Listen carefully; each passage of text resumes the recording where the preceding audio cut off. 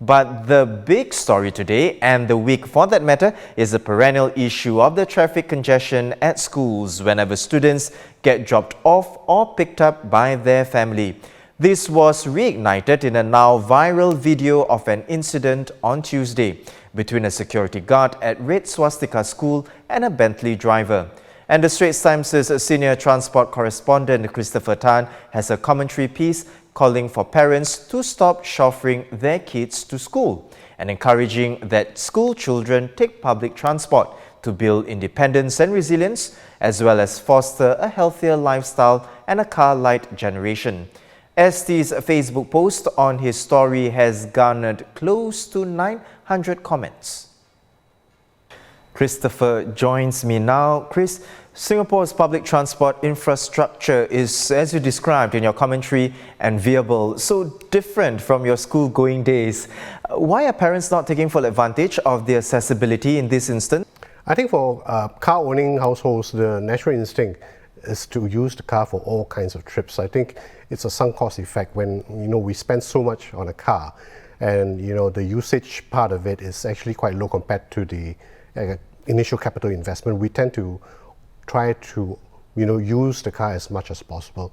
Second reason could be that public transport has had a rather less desirable or bad rep in recent years, but that has changed so much. In the last 10 years, we've spent literally billions to improve the bus and the train system.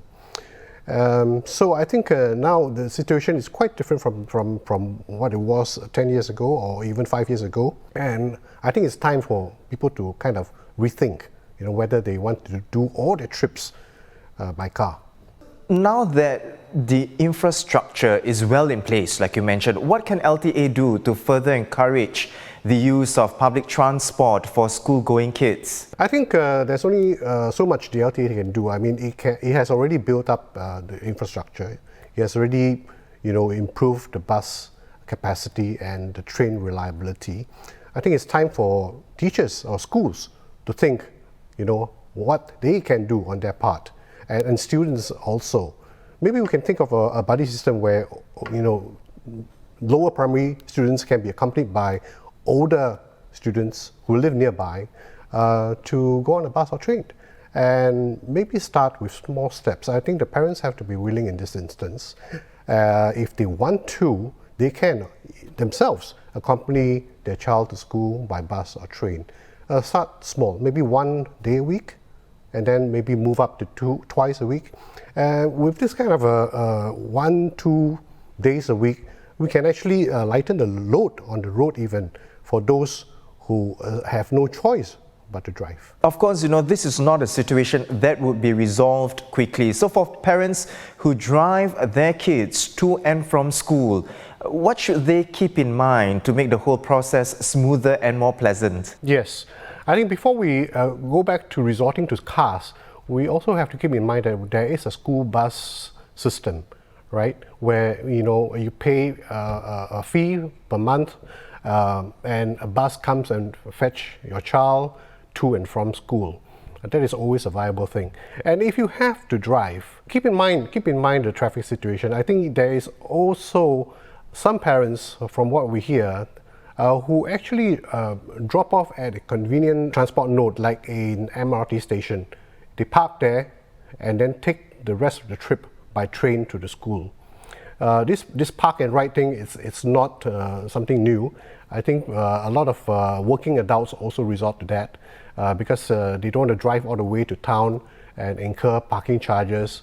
So they drive and park at a convenient MRT station and then take the rest of the trip by train.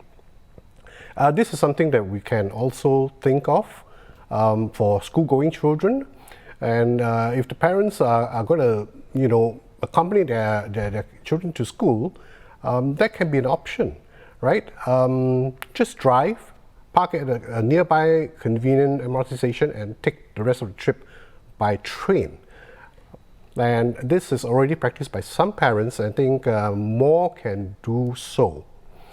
And if they really have to drive and all the way, I mean, find a convenient public car park to turn into, instead of forming a long queue and spend so many precious minutes in the queue and maybe stretching to an hour, it's not productive, and it's not environmentally sound either. Christopher, the Red Swastika incident, your commentary, other recent media reports highlighting congestion problem at schools, would you say the week's coverage have an impact on whether this situation will improve? Hopefully, it does. I think it's certainly a talking point now, right? I think with the situation with the Red Swastika School incident, which is very well read by everyone, and talking point. Hopefully, this